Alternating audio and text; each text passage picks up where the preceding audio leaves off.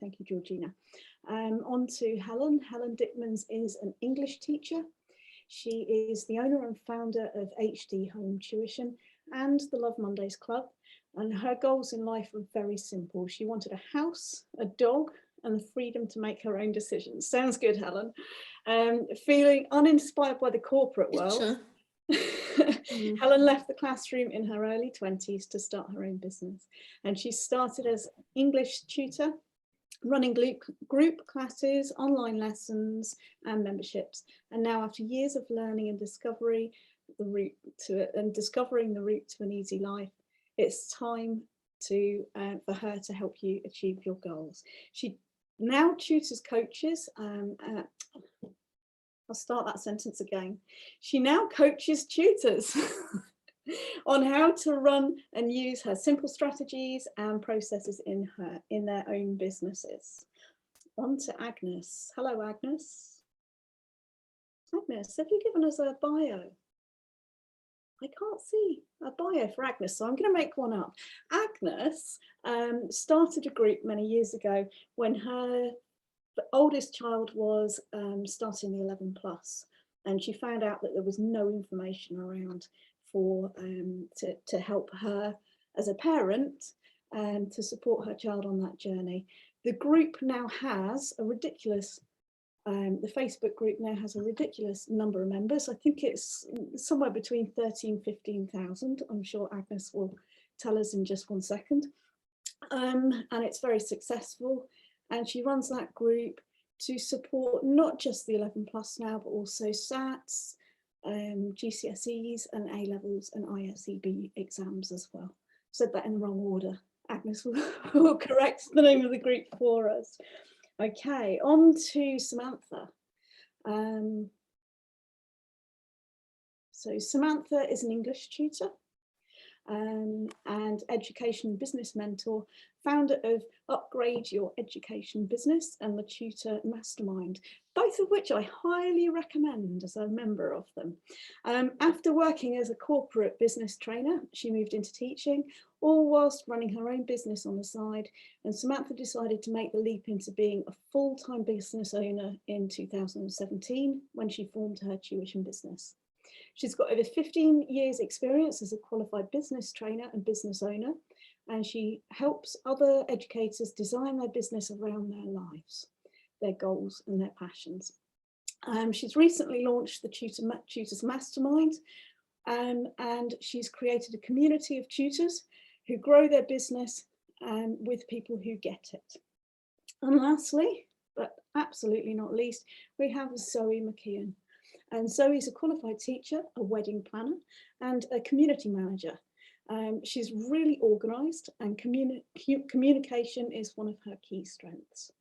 She's worked as a community manager with many six-figure business owners and built her own successful system for growing and selling in online communities. Zoe started sharing the systems with other small business owners too. So our session today, our fabulous session today, is all about Facebook groups, and it's going to be a real exploration in how we can get these to work for our tutoring businesses and how they are working for these guys too. Thank you very much for joining us today, and over to all you guys. Apologies for confusing the process. We do also have lovely Holly here to talk to us. Holly from Teach All About It and Tutors Learning Network. Absolute star. Yeah. Hello, Holly. Okay, welcome Holly as well. So oh right, okay. Holly set up, that's why everything was moving as I was reading it. I've just worked that out. So Holly set up the Tutors Learning Network and runs courses for tutors and a place where tutors can get together and come together and develop their ideas as well, and does lots of coaching. So thank you and welcome to all of you. Thank you very much. Thank you very much. Yeah, do feel free to come off mute, and essentially we're just going to have chats about Facebook groups, but we do have some questions so that there is a tiny bit of structure, and people who are watching are very welcome to come and ask any questions that you want to as we go. Bit of a variety on the panel today, and lots of different experience. Can I first come to you, Zoe? Is that okay, to kind of tell us a little bit more about your experience and how you share Facebook groups, share the value of Facebook groups for business owners? Yeah, I'm a Facebook group specialist. That's what I do now, and I train people in how to make money out of their Facebook group. Really, that's there's no point in having a Facebook group if it is going to be a massive chore and you're not going to make any money out of it. It's people might as well stay on your profile or your page. So really, that's what I do. And for me, I don't think that your group acts the same as the rest of your social media. And if you treat your group the same as social media, it won't respond in the same way, and you'll find you'll struggle. So for me, it's much more personal, it's less generic, it's less curated than perhaps what you put on social media, and it's really based around you more than necessarily your niche, or you'd like it to be based around you. Sometimes we're not happy with that. We would rather it be based around our business than ourselves, but groups love a little bit of behind the scenes stuff. Yeah. I mean, full disclosure, I have been learning about how to manage my own Facebook groups from Zoe, and I found that bit very uncomfortable because I'm always talking about who I'm helping and what they are doing and what they want, and there was very little response until I told them stuff that I thought they wouldn't be interested in about me. And they love it.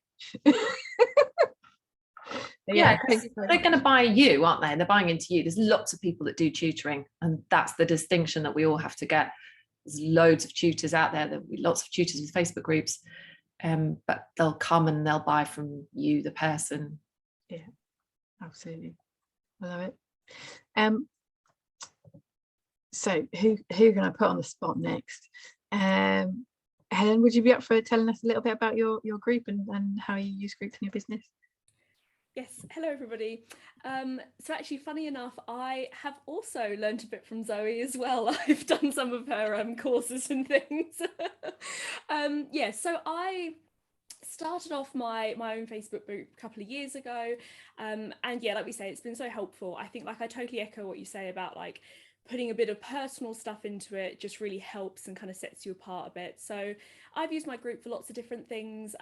One, obviously advertising, like my tutoring services and what I've got going on, but also I've done lots of things like free masterclasses. I've done videos, just sharing tips and things like that. So yeah, generally trying to mix it up as it goes along. And I think, the world of Facebook, sort of every few months you have to kind of change things a little bit, but I like that, you get to experiment with it and see what's working. But yeah, honestly, I think hands down it's been the biggest thing that's grown my audience, helped me to grow my email list, which I kind of put Facebook groups and email lists on a par with each other in importance in my business.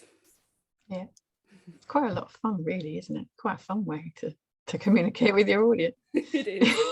Like you say, with the personal posts, I hate to say this, but the most successful posts are pictures of my dog. Yeah. Yeah. Do you know what I learned that this year? I've been posting so many helpful resources and things on my Instagram, and posted a 20-second clip of the rabbit, over 10,000 views, most popular thing I've ever shared. Yeah. What?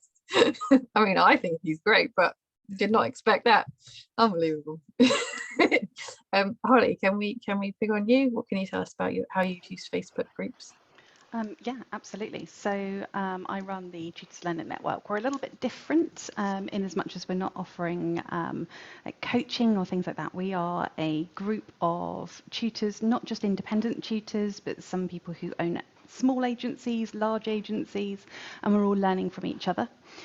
So we create 2 tiers. So our Facebook group is essentially open to everybody. And then we have additional meetings, and we do termly events as well. So our meetings are basically like a digital staff room. where lots of us who'd come out of teaching and went into tutoring suddenly found ourselves really isolated. So instead, what we did is we put everything together in one place, created this sort of 2 hours of CPD and discussion every fortnight, and it's just sort of a place for us to share things, to get help from each other. You're right with the personal interaction. The entire group is all of us kind of going on and going, oh, this has happened, help, and everyone jumps in. Our key message when we first started was that most of us felt uncomfortable about marketing, so we wanted to come in and do something which was what we termed as like kind marketing.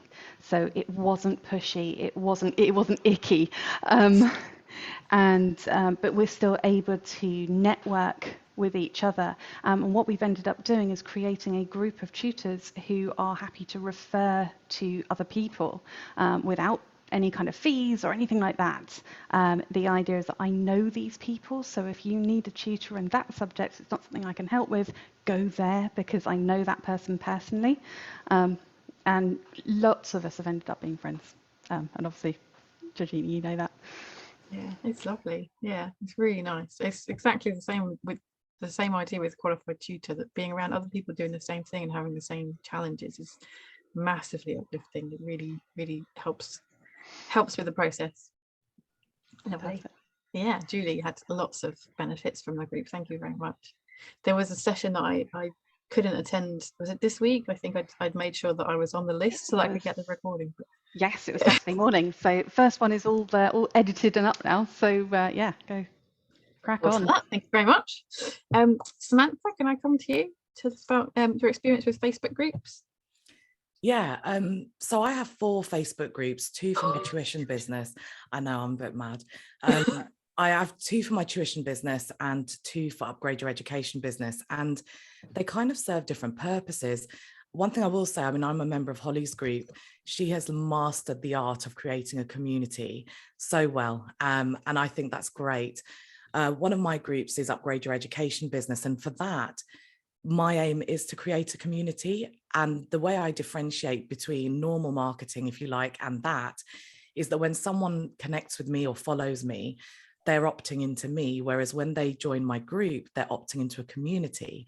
And so when I think about what content to post and how I want to show up in there, I always keep that at the forefront of my mind, because essentially a community is where you can say that you're struggling with something and people won't judge you, they'll be supportive.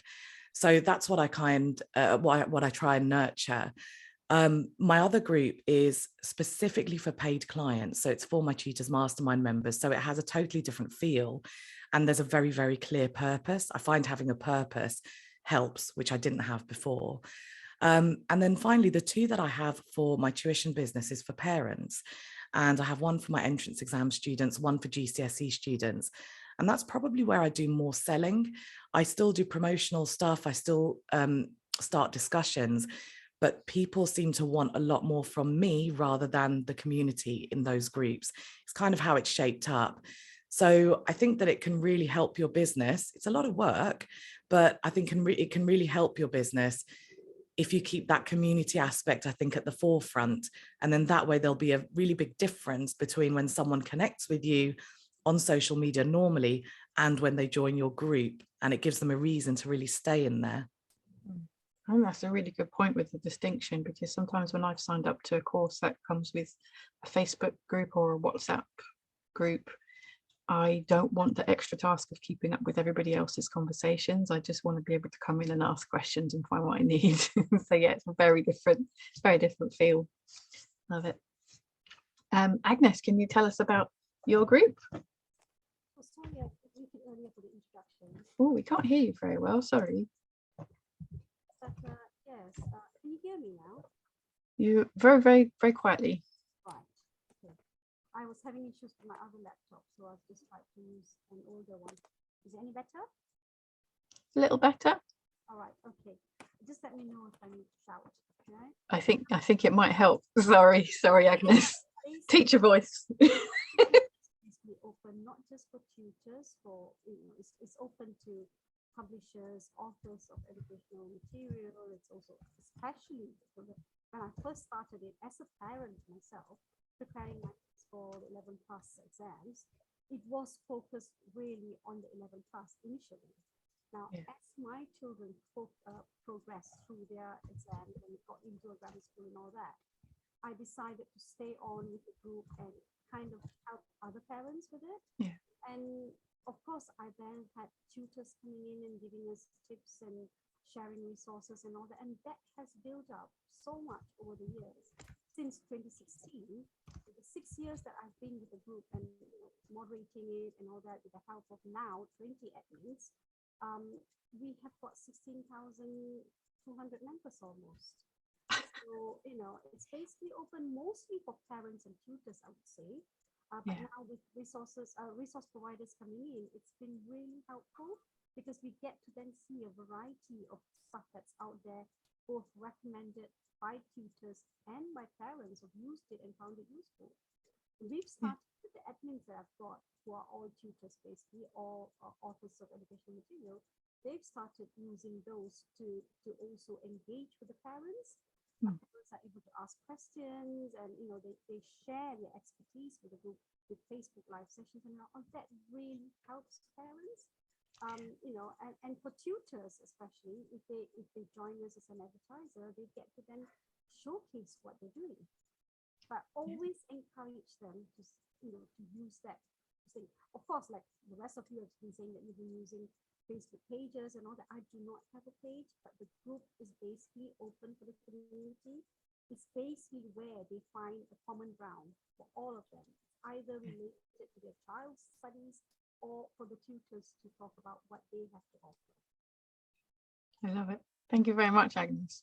I've got to be honest, I've been hearing about your group for a very long time, about how many people have found it really useful, and I didn't go into it because I'm in many groups, but talking to you recently, I've been exploring, and it's absolutely fantastic. It's really good. It's fantastic. There's loads of resources in there. So yeah, for families in any of their exams, it will be a very useful resource.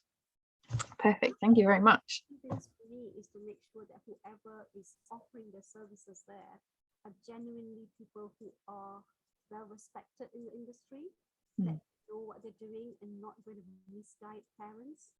Because there's a lot of people who say, I can offer you tuition for £5 an hour, but if they are 15-year-olds who are not actually qualified to be teaching what they're saying they are good at, then it's not good. So we're very selective of who actually comes on board. I like that. Yeah, there's lots of kind of platforms where anyone can share anything, but then how do you identify the value? Absolutely. Perfect. Okay, there's been some questions in the chat that I've been kind of copy pasting. Apologies if I've missed some. But I think you've alluded to the first thing that we wanted to talk about, which was the differences between Facebook groups and generally marketing on social media. It's just a completely different type of conversation. Did anybody want to kind of, there's a lot of us here, but anybody wanted to add something on that? Somebody had asked about private and public. For me, if you want to kind of own the group and ring fence it for your ideal client so that you're the only one selling in there, it needs to be private but visible. If you want it as a community group, which I'm not sure, Agnes, if yours is more of a community group open to everybody to be able to share and pitch in, then you can have it as public. Mine is actually private. They can see the group, but they can't see what's posted in the group unless they're a member. Yeah, and I think that is the best way for a group. Otherwise, you might as well probably just stay with your page or your profile. Yeah. Perfect. Yeah, exactly. If added to the kind of thing about if you have a group with like 16,200 members in it and everybody is having conversations, I imagine you get quite a lot of daily posts, and people aren't going to be following all of those threads. So if there's something that you need to share that's of value, perhaps posting it into that thread would not be the most sensible thing. So yeah, deciding where you're going to put it does actually depend on the type of group you had. You had this conversation that my group is very different to Agnes's, is around 800 people in mine. So there's maybe, I don't know, 100 engaged regularly. So if I post something, I feel confident that those 100 people are going to see it, and that's a fair proportion of the group. If 100 people saw what Agnes posted, that would not be very many. So perhaps alongside that, some other kind of thing would work. I love it. Did anybody have anything else to add on this question from Sarah Lynn? How do you decide if the group will be open to everyone and flag up your paid offers versus being a closed, private, paid group? For the group, so it's more about conversations in a group. So when you're doing your marketing and your advertising, you're honing that message to kind of a wide audience, and they're probably going to be a message to people that you don't know. Whereas if you're in a group, it's more about conversation and getting people to actually talk to each other. So if we look back like 5 years, even just like 2 years, we were having these networking conversations in business forums, and they were in person. So you were doing your 60-second pitches, you were talking to people, you're telling people what you do. But now you've got that almost 24/7 contact with other people in a group. So like you're saying, if you've got like 100 people that listen to a message, that's that's fantastic in smaller groups, but you're not going to, or nobody's going to see it unless there's that active engagement. So groups are less about putting your individual message out there and more about getting people to know either you as a person or you as a group.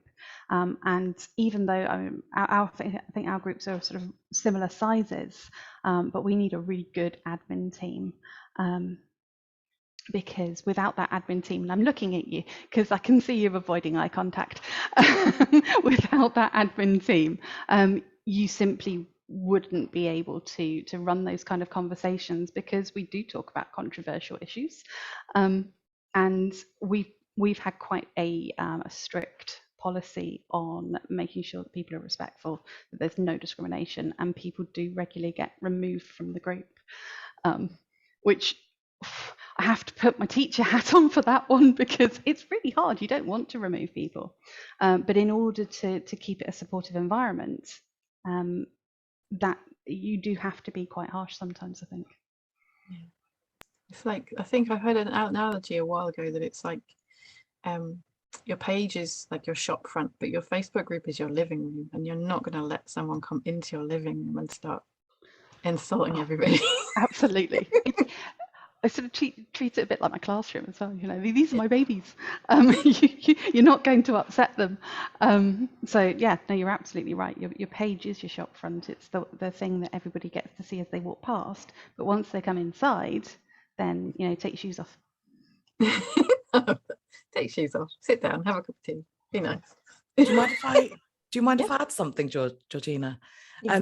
With what I always kind of suggest is keeping a group private, regardless of who comes into the group. And the reason I do that is twofold. Firstly, it does create that safe space, because you are showing people that you are gatekeeping and that you are selective about who comes in. And it gives you an opportunity to reinforce things like your group rules.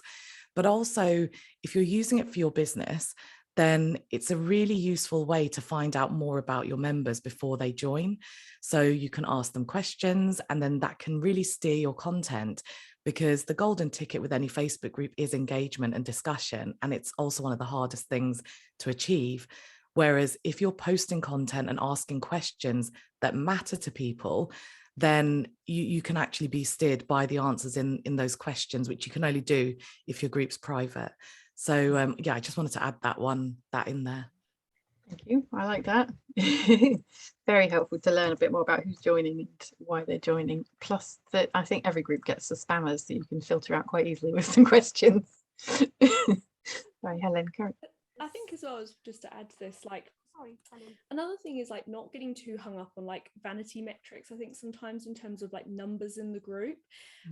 So for example, my coaching group, there's only a couple of hundred of us in there, whereas my bigger Facebook group for 11 plus is more like 3,000. And I think it's really interesting as the numbers build, how the dynamics of the group really start to change. And I actually prefer my smaller Facebook group now. I'm kind of looking at this monster I've created of 3,000 members, thinking, what am I going to do with this? Like, shall I restart it? Shall I do something new with it? So I think it's that whole thing of like quality over quantity, and like making sure you're attracting, like, yeah, people who aren't maybe necessarily going through joining every single group and they're not going to see anything that's coming in. Like, I'm super strict with people answering the questions to come into the group. Like, I think if you're not going to answer the questions, then the chances of you engaging are probably pretty low. And I've tried and tested that a bit, and generally 9 times out of 10, if they don't answer questions, they don't engage and get involved in the group. I think you get people that have seen some keyword in the group title and haven't actually really read what they've joined. So they'll just click the button and then go off and do something else. Yeah. And then they're going to be the people that are going to post an ad without reading what the group is for. I do think as well, though, like, I've been guilty of it, where I found a group, thought this is amazing, this sounds great, joined it, and then totally forgotten about it. And I think it's not necessarily because I didn't want to get engaged in the group, but so I think a really good thing to do is when people do join is that you do one of those like welcome posts, albeit a video or tagging them or whatever, just to kind of remind people, like, by the way, you're in here, you know, come have a look around. Because when I don't get tagged or reminded, you know, social media is such a hectic, busy place. It's so easy to get lost in the noise and forget about these things. I've definitely done You're that. absolutely right. Leave. The one thing to be aware of is at the moment, Facebook are actually chucking out those posts where you're tagging all the new members. So yeah, we've been told off for spam over the last few days for tagging new members. So it's worth doing just like 2 or 3 people at a time. Oh. Coming on to that, speaking about that, actually, previously I used, you know, when they tell you that you've got 142 members to welcome, I used to set everyone's tagged and then send out a welcome message. But then I realized there's 2 things. Again, let me talk about the tagging thing. That's one thing that, you know, every week you're putting yourself into an area where you're just not sure whether you're going to be there next week, because you may just end up in Facebook doing yourself, and the group's going to be just, you know, for 1 week, where has the group gone, you know? Yeah. What I have then done is come up with this video, which one of my wonderful admins, Lucy Kenzie, has come up with this wonderful video that explains how to maneuver through the group itself, where everything is, where you can find the posts, and where you can find the resources and everything that's in the group. Everything you need to know about the group is in that video as you welcome new members. So it's just a blanket welcome for everyone who's joined over the month or so. So I don't do it as often as once a week anymore. I just do it once a month, which is, it serves its purpose for everyone who's joined the group to know exactly where everything is. And the other thing is, another thing that we found out is when we got the tagged names of members in the group welcome messages before, there were others who then started sending messages spamming our members, because they know who is new in the group. They start sending messages and saying, hey, I do this, I offer my services to you. That's stealth marketing. We do not allow that. Yeah, nice. Zoe, can I come to you on that one, because I know you've given me some great advice on reviewing members. Oh yeah, I'm the same. I'm really strict. If you start letting people in, it'll just drop your reach, because they'll just not be chatty. It's like the same as having friends in there and stuff like that. And also, if they're the wrong kind of people and they just put the messaging off in there. I'm the same. I really like small groups. It is hard. Big groups are hard. Sort of careful what you wish for. Don't desperately try and rush to grow your group. Just get the right people. In terms of the welcome posts, yeah, usually you're all right if you use the Facebook feature, welcome everybody. That changes every week, so you just need to do it once a week. And I don't know when it changes in the week. I've tried to work it out, but it just, it's a once a week thing. And the other thing about that, welcome posts are really hard. They're really hard to get anybody to comment on sometimes, because, as Helen said, they're not into the group yet. They're not seeing notifications and stuff like that. But Facebook will always favor more original posts. So if you're somebody that's just using the same repeat post for welcome stuff, and adding the same images, the same video, it's less likely that people will see it. Perfect. Something I do to welcome users into my Tutors Mastermind group. So if you're setting up one to support existing clients, is I just have one welcome post and I pin it to the top. So when a new member joins, I tag them to read that. It's only with the more general groups that I do the welcome post. Sorry if I've repeated it, Agnes, I can't hear you properly. So sorry if what I'm saying is overlapping. Yeah, I like that. I mean, this is probably another reason why small groups are beautiful groups, because it's a lot easier to keep on top of. I like it. There was a question from Valentina on how long did it take you to get your Facebook group working for you in terms of making any money? This is a big question. Personally, I didn't actually start even trying to make money out of my Facebook group probably for about a year, so that's probably not really a fair example. Does anybody have a more effective story of how kind of long it takes to make a group actually valuable? Yeah, I think so. For my big group, my 11+1, I was the same. I started it off and got excited that all these people were joining. And then I was like, I can't annoy them and try and sell to them. Like, we're all here to be friends. So it took me a long time with that one. And then of course, when I started posting adverts, all of a sudden my engagement totally went down because people were like, what? She's trying to sell us something. So that, like I say, that was the kind of monster I created on that side. And it's taken time, but now the sales and things can come from it. But with the smaller group, with the coaching group, it probably took me only about 5 weeks to start making money from it. So I sort of put a lot into like putting lots of content and value in there, did a little masterclass, and then off the back of that started selling like coaching and things that went with it. So it's it is hard graft. You do have to sort of put the hours in the beginning, but like all these things, like it starts to snowball and then it just kind of feeds itself almost as it goes, and you've just got to keep feeding it. It's a daily thing, isn't it? It's like looking after a very sensitive plant. Holly, what would you like? So we were really upfront when we set up the Facebook group. So rather than saying, oh, come in, we're all going to be friends, but we were just, this is linked to our business network, so that it was really obvious. We've got it in the Facebook description. Now, whether anybody reads that or not, I have no idea. I don't think they do, because a lot of the things that we get through going, oh, you a business network? Yes. One of the things that we found was that really early on, loads of people, they invested very, very quickly. And as the group grew, it's just a trickle. So like you say, it feeds itself, and we're able to then put that money back into the website. But now it's matured and it's nearly 2 years old. The website itself, that's where the sales happens, and then the group is then more about the sort of the conversations.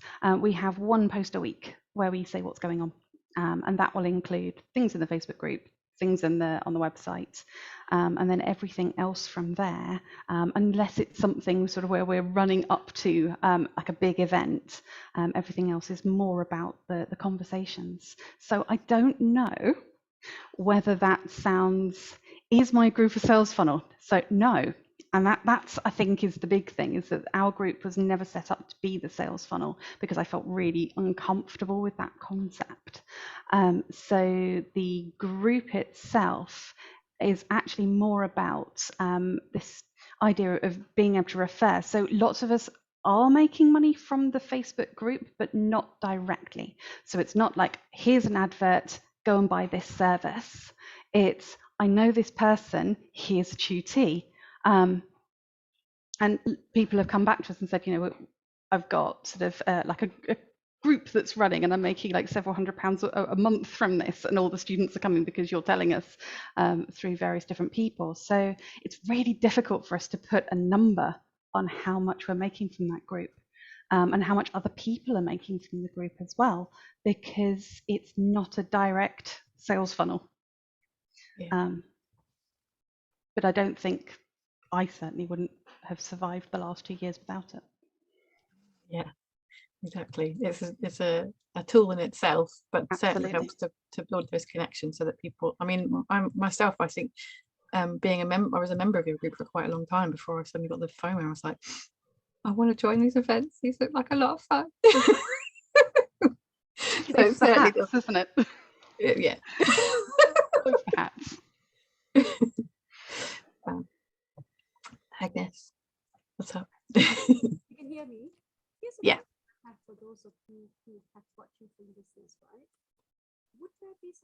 that you consider when you're when a group owner like myself, with parents always seeking advice from me, because I am a parent who's experienced with group is important. And running a group as such, they ask, who would you recommend, right? Now, if tutors were to probably go into groups like mine, I'm not saying necessarily mine, and say, here's an affiliateship for you to then recommend me as a tutor. So that way you actually know, like what Holly was saying, you don't really know where it's coming from. But if there was one for that group to say, hey, it's coming from there, would that work? Just to make sure I've followed correctly, I mean, just for someone who's asking you to recommend them a tutor, that you're setting up like a referral through the group itself. Bank of tutors who are already vetted by us in terms of we know they're good. Otherwise, but if someone wants to come directly and say, who would you recommend, instead of me just giving a name to someone, who then, if you're a tutor, you get the business. And me as a group owner, I get nothing. You know what I mean? If there is an affiliateship program that can come in for businesses such as yours to say, you know, we're good, give them this link, and when they come through that link, it's us. And we I see. Yeah, an affiliate link would be helpful. It would get you more referrals, but there's also, I mean, that kind of works both ways. I've shared affiliate links for some things, not usually for tuition, but for something that's like a pay once service. It does make it more likely that people are going to share, but you want them to share because they think that you're the best person. And Holly's kind of addressed that in her, she's explained how she has the referrals on the website. If you're monetizing your group in a different way, I probably wouldn't monetize it from the referrals. Well, that is a lot of your time though to do. How about Zoe? What do you reckon? Are you not making any money out of this group, Agnes, at all? I do get advertisers that I've got colleagues, publishers and all that who do it. We know they're good, and there's some tutoring agencies who want to advertise with us. I mean, to run such a big group, to advertise in places like conventions and stuff like that, I do have to pay out as well. There is running costs for stuff like this. Yeah. Basically, it's a two-way thing for me to be recommending them. I would not recommend someone I do not know of.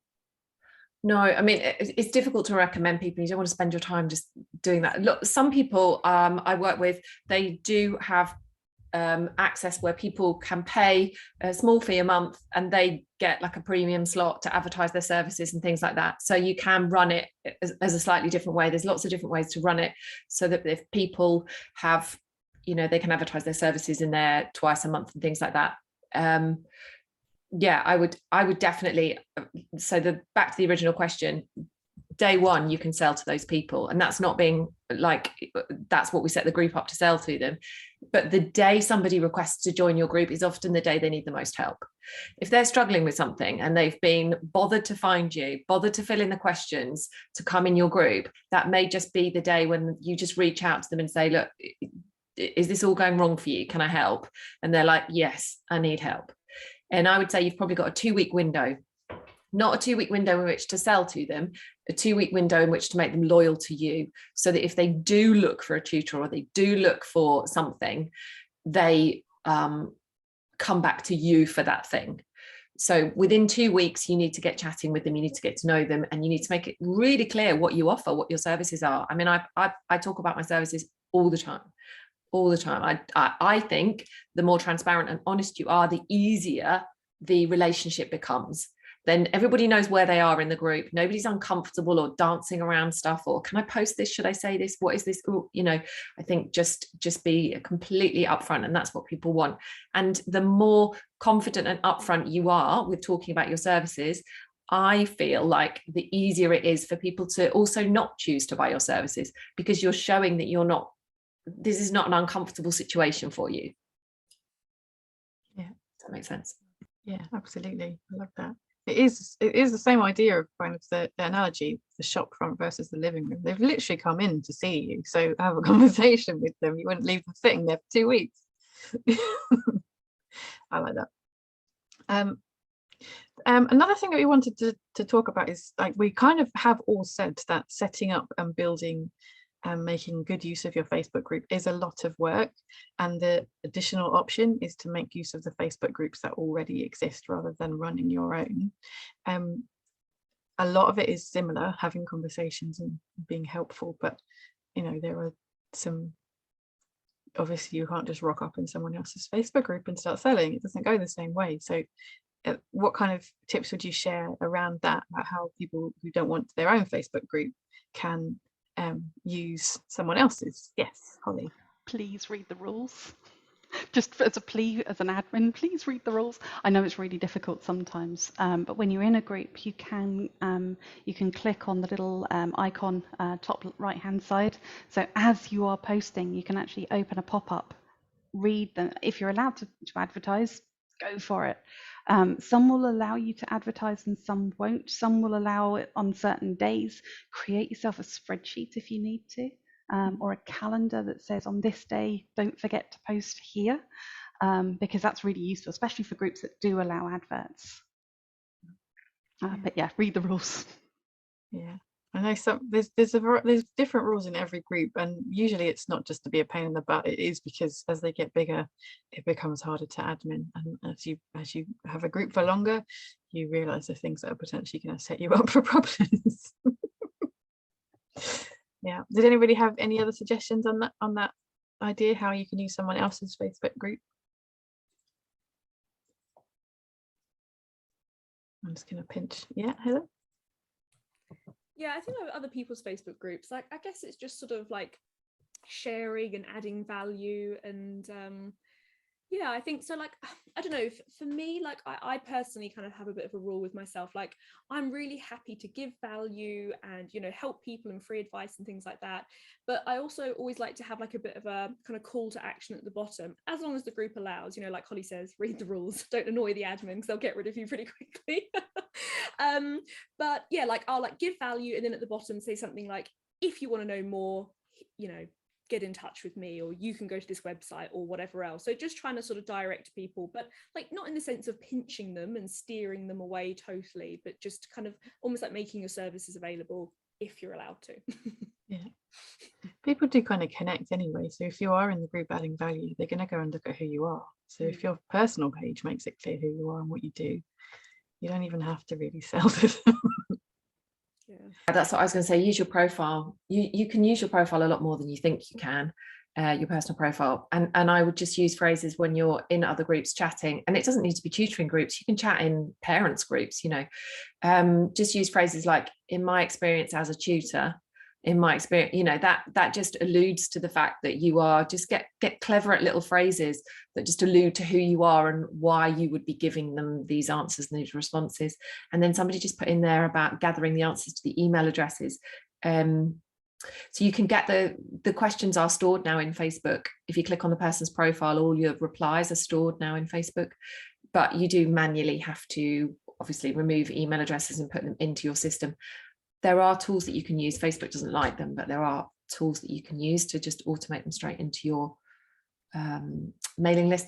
But for me, I just, I do it the other way around. I don't request email addresses from people. I ask if they want my freebie, and then I message them with, I ask for permission to message them with my freebie, and then they choose whether they download the freebie. And in downloading the freebie, they automate onto my email list.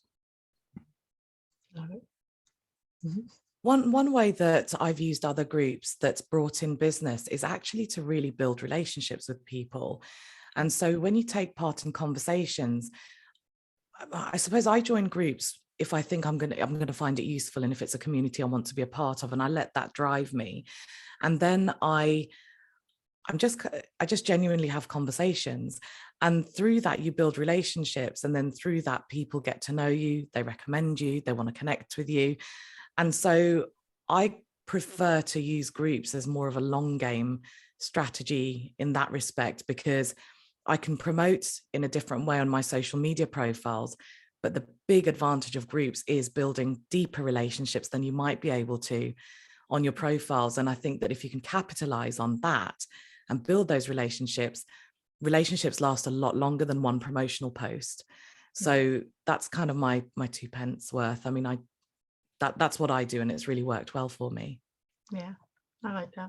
You can either promote your services as a business with using your business page, or as an individual. Now, I always say, if you want to connect with someone, you connect as a person rather than as your page. But the page also allows you to kind of give them a glimpse to what the business is all about. They like your page, they go in there and look at what you offer. So that helps you to grow your business as well. But what's most important for me is that if you're going to be in the group, then engage with each other, like Samantha said. You've really got to make sure that people see you interacting in the group. That's when they see you as a tutor, you as someone who can add value to what they are looking for, then they'll engage with you. Yeah. I personally don't like having business pages join the group as a business page, because as you say, you don't know who that is. I don't know who I'm talking to. They don't even have a name on there, some of them.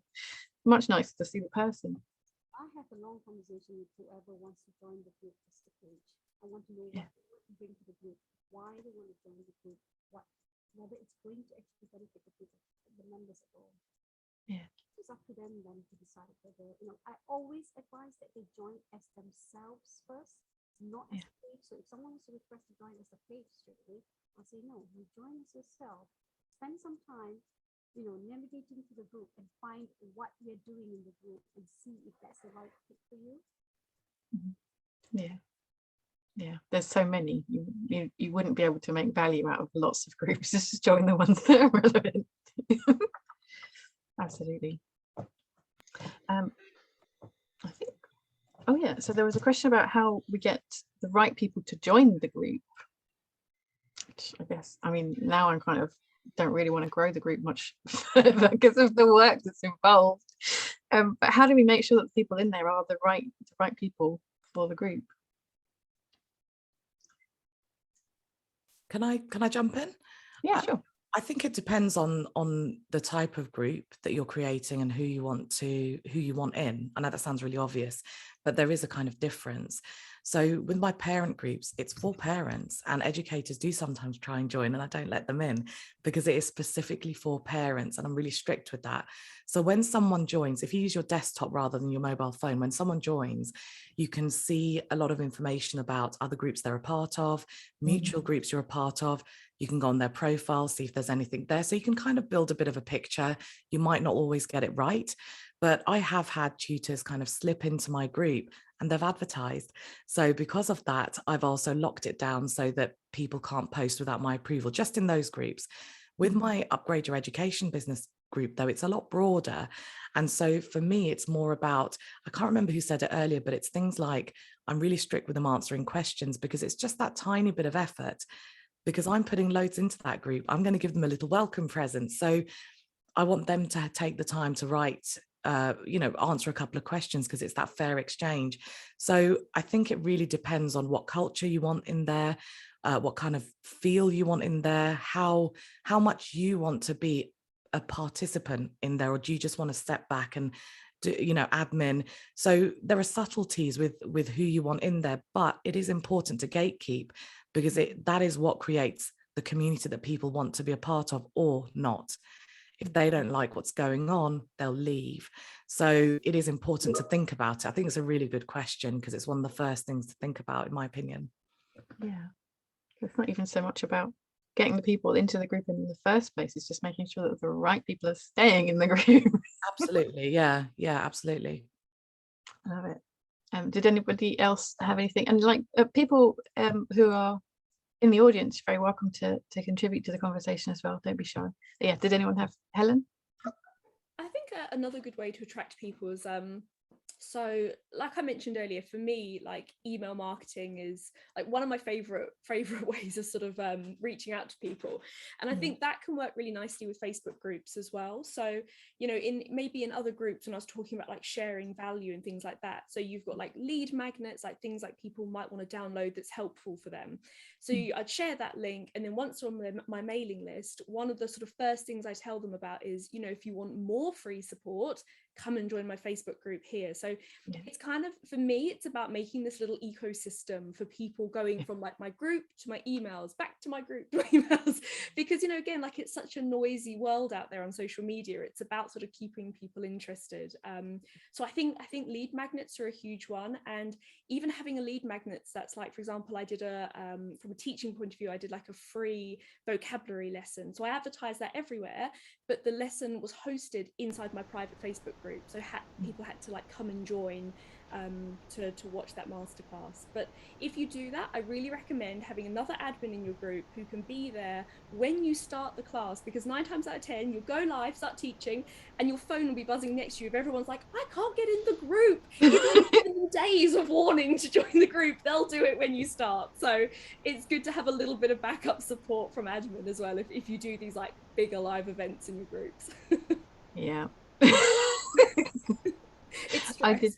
I did the same. I did some live lessons last exam season for the GCSE maths revision, and every time, if I was 2 minutes late to start the live, my Facebook messages were, are you doing a lesson today? Are we having lessons? Oh, literally about to press the button. Have to be on time. I'm having exactly the same. I'm doing a summer of computer science lessons over this summer, and my Facebook group for parents will be absolutely just little bits every single time, and then Monday morning, just as the lesson starts, phones going, loads of people trying to join. So I'm sat there just sort of poking the button, letting them all in. But you're absolutely right. If you're going to do like a live lesson, do it in the group, because it does encourage people to come in. And actually the name of your group is really important as well, because people will search for keywords. And if your keyword is not in the name of your group, they're not going to find you. Yeah. Yeah, it's a nice comment from Fatima. So she says that I think telling people about your own personal experiences in posts really opens up doors. I'm a bit more candid than most people, seldom a hard sell, and so many folks have DM'd me to learn about who I am and make that phone call. I'm a parent first, so see things from their point of view, and because I relate to all the situations, they trust me. Yeah, nice. So they know a bit more about you, so they feel more comfortable with you. I like that. Lovely. I would just add that you need to give people the same. You need to give people a reason to join your group. Otherwise, they'll just might as well stay everywhere else. If there's nothing different happening in your group than's happening on your Instagram, your profile, your page, LinkedIn, your emails, then why do they need to be in the group? They don't. So it needs to be completely different, unique, original, and they need to feel like they're getting something that they just can't get elsewhere. Yeah, and being part of that community feels quite special. It's not to be underrated. Right. So some people I know have started a Facebook group and maybe got distracted and not really given it much love, so the engagement has died a little bit. Do you guys have any suggestions about how you kind of keep the groups alive, or if you've ever had that experience, how you've woken it back up again? I know people kind of say, well, I'm going to just cancel it and start again, and it just sounds really sad that these people have invested in your group and you're going to close it down. Something I do, I had to revive one of my groups because I totally I didn't have time. And what I did to revive it was I really kept my ear to the ground. I learned a bit more about my members and what mattered to them. And I did that by joining other groups that they might have been a part of, or people in their situation was a part of. And I just kind of made a note of questions that cropped up really frequently, how they were feeling, just getting to understand kind of their feelings and what resonates with them and what they hate, their pet hates, and just little things like that. And then I used that to ask meaningful questions in the group. And that really kickstarted everything, because people started commenting, and if people are commenting, then it signals that this is useful. Let's push it out to a few more people. And that was a really good way of doing it. Someone mentioned a poll in the comments, and I agree, polls are really good, but they can be a bit, I don't know if anyone else has experienced this, but people are like, I can't vote, and there seems to be some technical problems. But sometimes I find it more effective just to say comment below with A, B, C, or D. So I think that if you can really understand your members, even if you need to revive, then that's okay. But also don't put too much pressure on yourself either, because people aren't waiting with bated breath to hear from you, even if they're in your group. And so if you just haven't got the headspace to revive it or to start it right now, leave it and revive it when you're ready to really put that effort in and you're excited to put the effort in, because that excitement does show through. Yeah, definitely. People can read, show up with no energy. They can kind of see that. Zoe, I'm keen to share your answer on that, if you don't mind. Yeah, I mean, there's so many things you can do, and that's what you should do, is try everything, throw everything at them. Samantha's absolutely right. Use their own language and repeat it back to them. So if somebody listening is really important, and it's something that people skip in Facebook groups, they forget to listen. They're too busy posting content, more content, more content, more content, and they forget to listen to people's answers. They'll be telling you what they need. So really listen to it, use that language, and that will feed the next posts. You don't need heavily scheduled posts. That's a no. They'll see right through that. They'll know you're not present, especially if you're using a third-party scheduler. They understand, they feel it. It's like something's off. This person is not present in this group. So just getting back and being present, that is very much your value. You don't need to give them all the answers. You don't need to give everything away for free, but you do need to be present with them. You do need to take that journey with them. And that's what's most important. So going live, you'll need to like trickle down. If your group has gone quiet, you're going to need to not just one post a day, you might need 3. You know, you're really going to need to work at it, but not for long. Maybe like 2 or 3 weeks, like go crazy on it. And then, as you've all said, you've got to have a passion. You've got to be enjoying it. Nothing negative. If people don't comment on a post, it's fine. Put another one in. That's what's so lovely about it. Don't look at the analytics. Never look at, I don't teach anything to do with the insights. There's absolutely no point. And talk about dogs, talk about baking, talk about food, anything like that that's going to stop them in the scroll, the ridiculous, stupid things you've done, the anecdotes of things, anything but your niche will revive your group. Yeah, I love that. I think as well, like, yeah, I totally, and I learned this from Zoe about like not being too heavy with the scheduling, because I used to do that. I used to think, right, I'm gonna be super organized, I'd do all these posts, schedule them for weeks in advance, and then think that I could just walk away and it would all just sort of magically work for me in the background. And like the truth is, it did become a bit stagnant. So like now I think like simplicity is the best approach. Like, again, I used to waste hours on Canva making all these pretty little graphics just to do like a quote. Like, it was such a waste of time. Whereas now, like you say, kind of, I probably allocate maybe half an hour a day just to sit down, go through my various Facebook groups and just do a quick post, do a 5-minute live. And weirdly, I feel like I'm putting less time into it, but getting like 10 times more out of it now. So it's, yeah, it's really, really effective. Yeah. I mean, get a lot back out of them as well, don't you? It's not just about the members. I certainly get a lot from running my groups. I don't like to be too specific about what I do, because as Zoe said, there's so many different things that you can do, but sometimes it can be helpful to get the starting place. So I tend to have a theme for the month. What's my objective? And then ask a question every day that's something about that, or just a random, what did you watch on TV? Whatever, they still want to talk about that. And then maybe every week or so, I'll put something a bit more detailed, a massive loads of value. So it's not massive. The priority is answering the comments that have come in on what you've already shared, because you want to have a conversation. So it's more about that. I feel like I kind of want to do another hour, because I love this conversation, and the chat is suggesting that everybody loves this conversation. But we can continue having these conversations, because as we've all said, we have Facebook groups for you to come and join. I've been posting people's Facebook groups in the chat as we go, but probably the best thing for you all to do, because I imagine you have it bookmarked, is to dump your Facebook group links in the chat so that we can all connect with you guys and follow up on this conversation. because this is the end of our hour. But thank you very much, everybody. That was fantastic. Really enjoyed that. I'm gonna